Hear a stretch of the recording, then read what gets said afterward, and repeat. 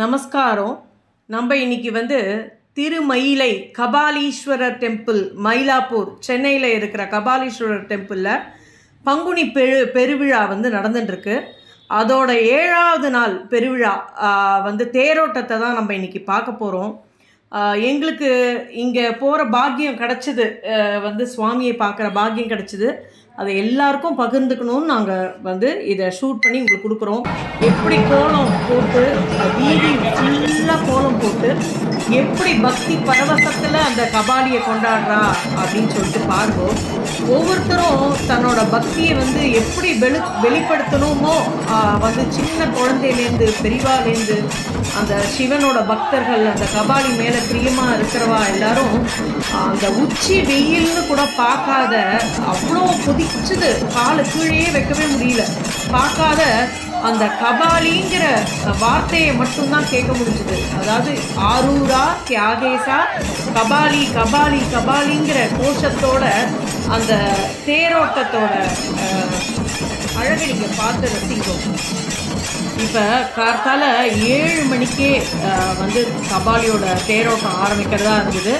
அதனால் நாங்கள் கொஞ்சம் சீக்கிரமாகவே கிளம்பி போயிட்டோம். ஏன்னா ரொம்ப கூட்டம் வந்துடும் அப்படிங்கிறதுனால சீக்கிரமாகவே கிளம்பி போயிட்டோம். அதாவது ஃபஸ்ட்டு பிள்ளையார், அதுக்கப்புறம் கபாலீஸ்வரர், அதுக்கப்புறம் கற்பகாம்பாள், அதுக்கப்புறம் சிங்காரவேலர், முருகனோட பேர் அந்த கோவிலில் சிங்காரவேலர், அதுக்கப்புறம் சண்டிகேஸ்வரர். அதாவது 5 தேர் வரும் வரிசையாக. பாருங்களேன், தேரோட வடத்தை பாருங்களேன். இப்போ கபாலி 4 மாட வீதியும் வலம் வரத்துக்கு ரெடியாகிட்டு இருக்கார். இப்போ அந்த முட்டுக்கட்டைகள் எல்லாம் பாருங்களேன், இதுதான் அந்த ரோடில் சைடில் டேர்ன் பண்ணுறதுக்கு இந்த குச்சி இதெல்லாம் தான் வச்சுட்டு டேர்ன் பண்ணுறா அதுக்கெலாம் ரொம்ப யூஸ்ஃபுல்லாக இருக்கும். இப்போ கற்பகாம்பாலோட தேர் பாருங்கோ. இது சிங்காரவேலர், முருகன் வள்ளி தெய்வ யானையோடு இருக்கார், அவரோட தேர். இது சண்டிகேஸ்வரர், அவரோட தேர். இது மௌலியன்னா, அவருக்கு இந்த 10 நாளும் கபாலியை தவிர்த்து வேறு எதுவுமே தெரியாது. அவ்வளோ ஒரு தீவிரமான பக்தர். சுவாமி தான், கபாலி தான் அவருக்கு. இந்த 10 நாளுமே பசி தூக்கம் எல்லாத்தையுமே விட்டுட்டார் அவர். பாருங்களேன், கொஞ்சம் கொஞ்சமாக மக்கள் வர ஆரம்பிச்சிட்டா, நல்ல கூட்டம் வர ஆரம்பிச்சுடுத்து. அதாவது ஊர்கோடி தேர் இருக்கணும் அப்படின்னு சொல்லுவாள். ஏன்னா எல்லாரும் சேர்ந்து தான் இந்த தேர் ஒரு உற்சவம் நடக்கிறதுனா, அவ்வளோ மக்களோட சப்போர்ட் இருந்தால் தான் நம்ம அந்த தேரையும் இழுக்க முடியும். ஏன்னா தெரு ஓரங்கள், அப்புறம் அந்த சைடில் திரும்புறது எல்லாம் அதில் நல்ல எக்ஸ்பீரியன்ஸ் ஆனவா மட்டும்தான் அந்த தேரை அழகாக எடுத்துன்னு போயிட்டு திருப்பி சுவாமியோட நிலைக்கு கொண்டு வர முடியும். பாருங்கோ, இப்போ கபாலி நன்னா தெரிவர். அந்த மாலையோட அழகும், அந்த கபாலி 2 பாதத்தையும் தூக்கி காமிக்கிற அழகும், அது சொல்கிறதுக்கு வார்த்தைகளே இல்லை அப்படின்னா சொல்லணும். அதாவது கபாலீஸ்வரர் உடனுரை கற்பகாம்பாள். அந்த கபாலி பக்கத்தில் சின்ன அம்பாலா இருப்பான் கற்பகாம்பா. இப்போ தேர் கிளம்பிடுது. ஃபஸ்ட்டு பிள்ளையார் கிளம்பிட்டார். அடுத்தது கபாலீஸ்வரரோட தேர் தான் கிளம்பணும். அதுக்காக மக்கள் வெயிட் பண்ணிட்டு இருக்கா. எல்லாரும் கபாலி கபாலிங்கிற கோஷத்தோட. நான் எதுக்காக சொல்கிறேன்னா, இது எல்லார் வீட்டிலையும் எல்லார் ஆற்றுலையும் அந்த தமிழ் வருஷ பரப்புக்கு அந்த கபாலியோட அனுகிரகம் வரணும். எல்லாரும் நாங்கள் ரசித்ததை, நாங்கள் அந்த பக்தி பூர்வமாக நாங்கள் அனுபவித்தது எல்லாரும் கிடைக்கணும் அப்படிங்கிறதுக்காக நாங்கள் இதை இன்றைக்கி இதான் அப்லோட் பண்ணினோம். நாங்கள் பாருங்களேன், அந்த மேளமும் அந்த வாசிக்கிற அந்த இதுவும், அந்த ட்ரம்ஸு, அந்த இது தாளம் வாசிக்கிறா. ஒவ்வொருத்தர் ஒன்று ஒரு விதமாக, ஒருத்தர் டான்ஸ் ஆடுறா, வாசிக்கிறா. அந்த மாதிரி அவள் எப்படி எக்ஸ்ப்ரெஸ் பண்ண முடியுமோ அந்த மாதிரி பண்ணிகிட்ருக்கான். சின்ன குழந்தையெல்லாம் கத்துறது கபாலி கபாலின்னு இப்போ கொஞ்சம் கொஞ்சமாக நகர ஆரம்பிக்கிறார் கபாலீஸ்வரர். நல்ல பாருங்க, இப்போ கொஞ்சம் கொஞ்சமாக அப்படியே நகர்ந்து அப்படியே டேர்ன் ஆகி இப்படி திரும்பும்போது கபாலி நம்மளுக்காக ஓடோடி வராரே அப்படின்னு சொல்லிட்டு எல்லாரும் அப்படியே சுவாமி நம்மளை பார்க்க வராரு அப்படின்னு சொல்லிட்டு அப்படி ஒரு சந்தோஷம்.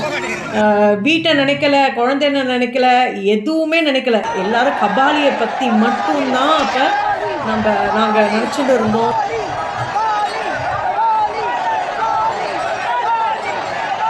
இந்த கோவில் வந்து அப்பர், சம்பந்தர், சுந்தரர், மாணிக்கவாசகர் அவளாட்டி தேவாரம் பாட பெற்ற ஸ்தலங்கிறதுனால ரொம்ப முக்கியம். வந்து இந்த ஸ்தலம் வந்து இன்னொன்று என்னென்னா, இது 14ஆம் நூற்றாண்டில் வந்து துளு மன்னர்களால் கட்டப்பட்டதான் இந்த கோவில். வந்து பாருங்களேன், அந்த சக்கரம், அந்த தேரோட சக்கரத்துக்கிட்டக்க நின்றுண்டு இந்த குச்சியெல்லாம் பின்னாடி எடுத்துன்னு வரா பாருங்களேன். அதெல்லாம் ஒரு சப்போர்ட்டுக்காக அது மேலே ஏறி நம்ம வந்து திரும்புறதுக்கோ இல்லை வந்து அந்த முட்டுக்கட்டை போடுறதுக்கோ அது ஒரு சப்போர்ட்டுக்காக அது எடுத்துன்னு வராது.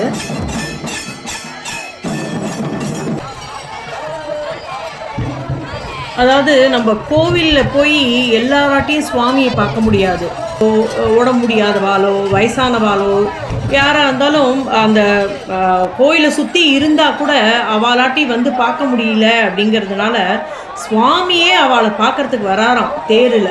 அப்படி தான் வந்து சொல்கிறா, நானே உன்னை பார்க்க வரேன் அப்படின்னு சொல்லிட்டு சுவாமி வரும்போது நம்மளுக்கு எப்படி இருக்கும் சொல்லுங்க? அவரை பார்க்கணும் அப்படின்னு தானே இருக்கும். அவருக்கு என்ன பண்ணணும், நம்ம வந்து நம்மளோட இதில் நம்ம பக்தியில் நம்ம என்ன பண்ணுமோ அதான் நம்ம பண்ணுவோம். நம்ம இப்போ வந்து என்னென்னா பின்னாடி வந்து முட்டுக்கட்டை போட்டால் தான் அந்த ஒரு டேர்னிங்கும் வந்து திரும்ப முடியும் தேர். அதனால் என்னென்னா அந்த முட்டுக்கட்டை போட்டு திருப்பணும்.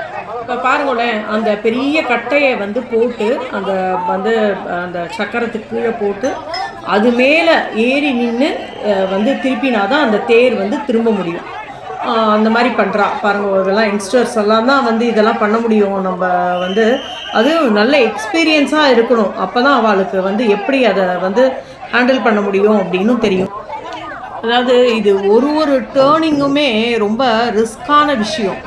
வந்து ஜாக்கிரதையாக திருப்பி வந்து அந்த டேர்ன் பண்ணி கரெக்டாக அந்த ஸ்ட்ரைட்டாக வந்து தேரை இழுக்கிறது வந்து ரொம்ப ரொம்ப ஜாக்கிரதையாக பண்ணணும். ஏன்னா அவ்வளோ ஜனங்கள் இருக்கா, அதுக்கு நடுப்புற நம்ம தேரையும் ஜாக்கிரதையாக இழுத்துன்னு வரணுங்கிறதுனால நம்ம ரொம்ப பார்த்து பண்ணணும். அது இது வந்து அப்புறம் தேரடி மஞ்சள் அப்படின்னு சொல்லுவாள்.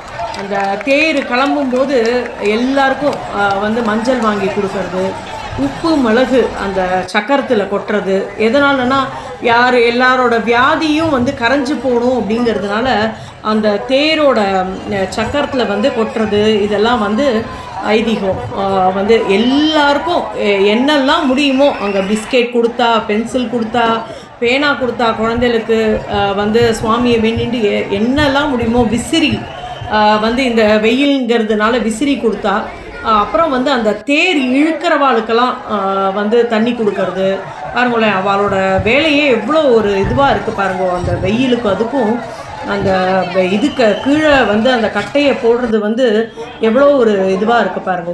அவளுக்கெல்லாமும் வந்து நம்ம ஏதாவது ஒன்று பண்ணணும் இல்லையா? அதனால் வந்து ஒரு கடைகள் அங்கே இருக்கிற ஷாப்பு எல்லாருமா சேர்ந்துட்டு அவளுக்கு ஏதாவது வந்து குடிக்கிறதுக்கு ஏதாவது ஒன்று கொடுக்கறது, ஏதாவது பிஸ்கெட் கொடுக்கறது. ஏன்னா எனர்ஜி இருந்தால் தான் நம்ம இதுக்கு நிறைய எனர்ஜி வேணும். எல்லாரும் சேர்ந்து பண்ணினா தான் நம்மளாட்டி வந்து அந்த தேரை வந்து அழகாக கொண்டும் போக முடியும்.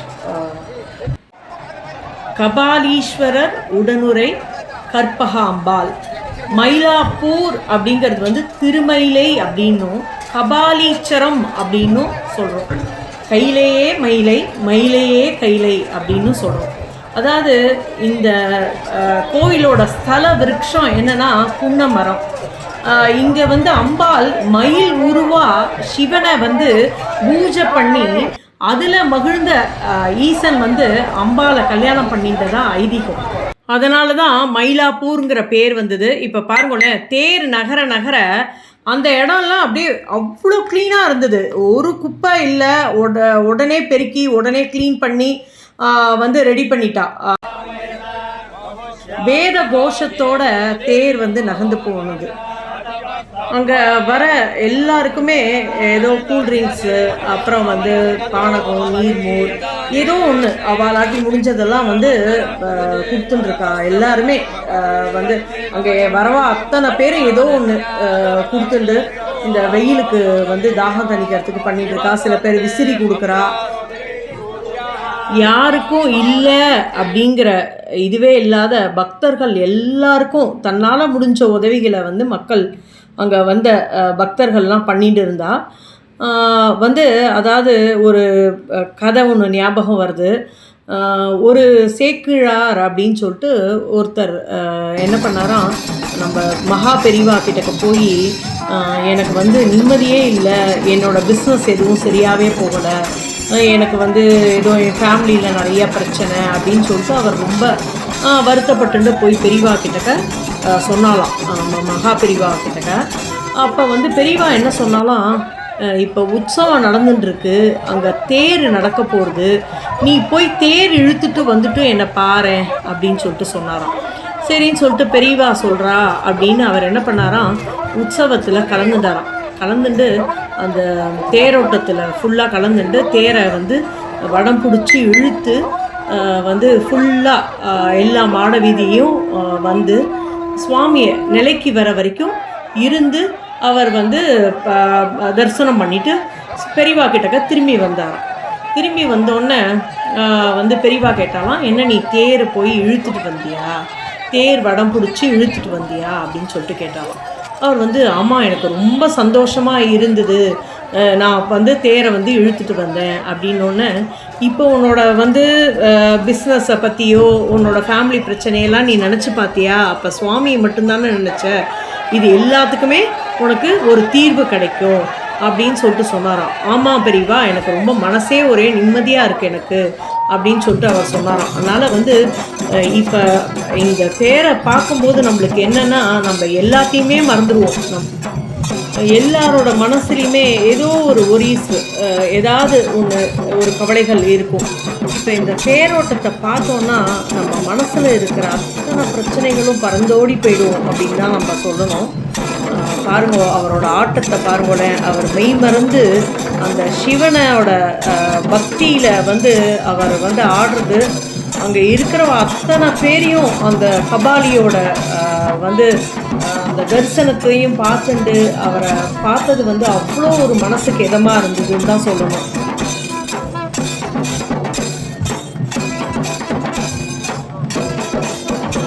பெருவிழா வந்து 10 நாள் நடக்கிறது மயிலாப்பூரில்.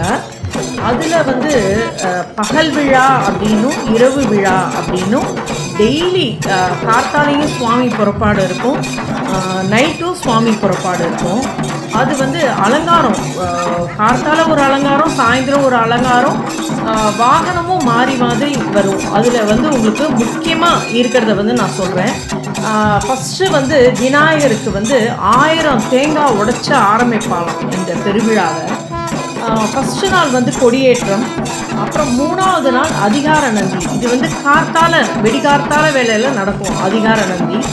அப்புறம் 5ஆவது நாள் நைட்டு தான், அது வந்து 10 மணிக்கு மேலே 10 மணி 12 மணி அப்படி இருக்கும். ஒரு சமயம் ஒரு டைமிங்ஸ் இருக்கும். வெள்ளி ரிஷப வாகனம், அதில் வந்து சுவாமி வந்து காட்சி தருவார். ரொம்ப அழகாக இருக்கும் பார்க்குறதுக்கு. அதில் வந்து அதுலேயும் ஒரு லட்சக்கணக்கான மக்கள் தான் கலந்துப்பா அந்த ரிஷப வாகனம் பார்க்குறதுக்கும். அப்புறம் 7ஆவது நாள் வந்து திருத்தேர். அப்புறம் 8ஆவது நாள் 63, அதாவது 63 நாயன்மார்களோட சுவாமி வந்து 4 மாட வீதியும் வலம் வர. 9ஆவது நாள் வந்து பிட்சாண்டா. 10ஆவது நாள் வந்து சுவாமியோட திருக்கல்யாணம் முடிஞ்சு அப்படியே கைலாய ஊர்தியில் அம்பாலோட கைலாசத்துக்கு போகிற மாதிரி ஐதீகம். அதுக்கப்புறம் அடுத்த நாள் வந்து கொடி இறக்கத்தோட இந்த பங்குனி பெருவிழா வந்து முடிவடைய.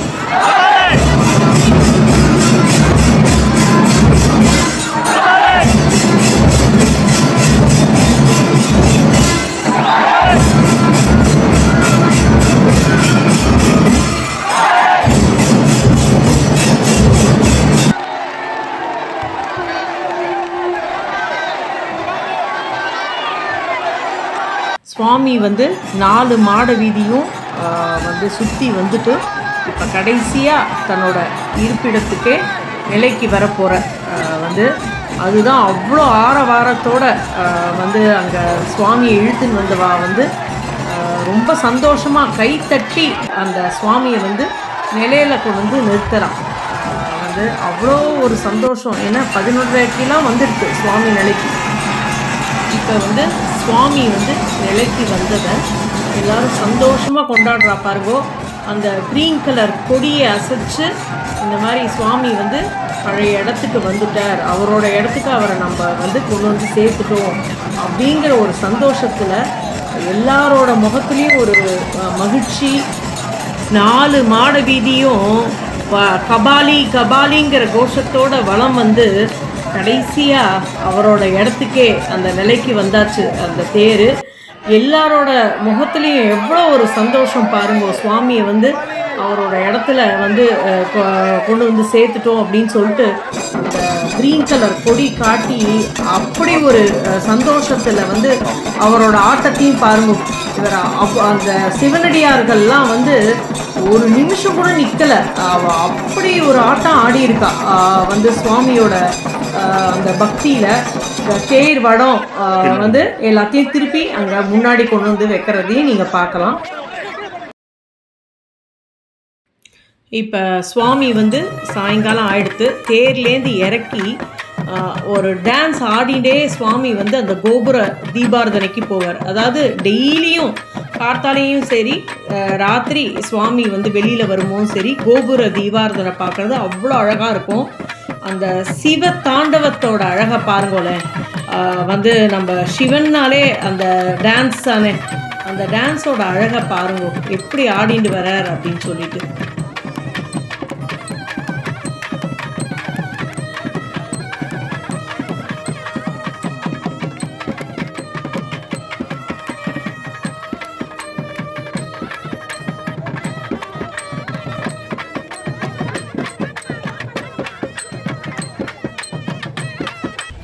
தேர் முடிஞ்சோடனே அன்றைக்கி நைட்டு வந்து ஷாப்பிங்கும் போடும். அந்த தெருக்களில் அந்த ரோட் சைடு ஃபுல்லாக அத்தனை கடைகள் போட்டிருந்தா. ஏற்கனவே மாட வீதியெல்லாம் எப்பயுமே அங்கே வந்து கடைகள்லாம் நிறையா இருக்கும். இப்போ இந்த திருவிழாங்கிறதுனால 10 நாளும் அவ்வளோ கடைகள் வந்து அதெல்லாம் பார்த்துட்டு போகிறதுக்கும் ரொம்ப சந்தோஷமாக இருந்தது. பாருங்க, கிளாஸ் பேங்கிள்ஸு, கண்ணாடி பேங்கிள்ஸு, விதவிதமாக மாலைகள், குழந்தைகளுக்கு விளையாட்டு சாமான்கள் அப்படின்னு நிறையா என்னென்ன உண்டோ அத்தனையும் இருந்தது அந்த மாட வீதியில். எல்லாமே கொஞ்சம் கொஞ்சம் காமிச்சிருக்கோம், நீங்களும் பார்த்து என்ஜாய் பண்ணுங்க.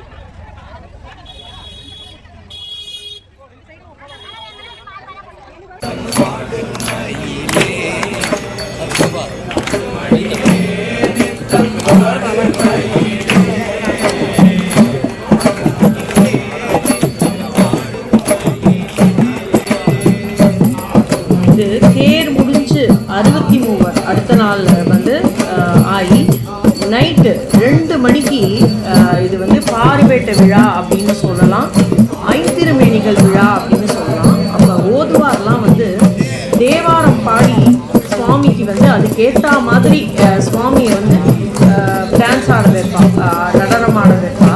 அதுதான் நீங்கள் இப்போ பார்க்குறேன்.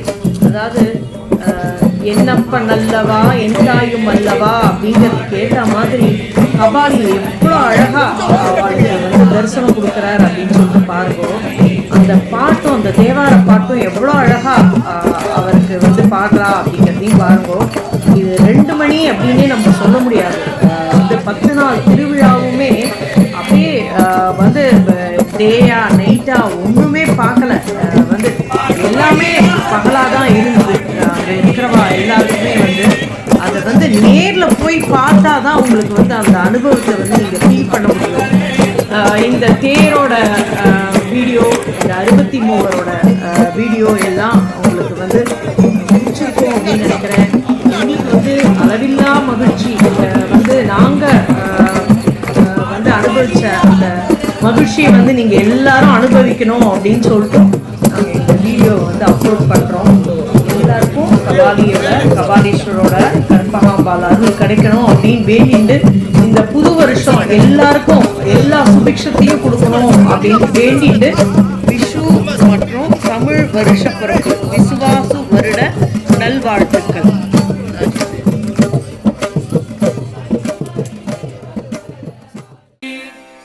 எந்நாட்டவர்க்கும் இறைவா போற்றி, ஈசனடி போற்றி, எந்தையடி போற்றி, தேசனடி போற்றி, சிவன் சேவடி போற்றி.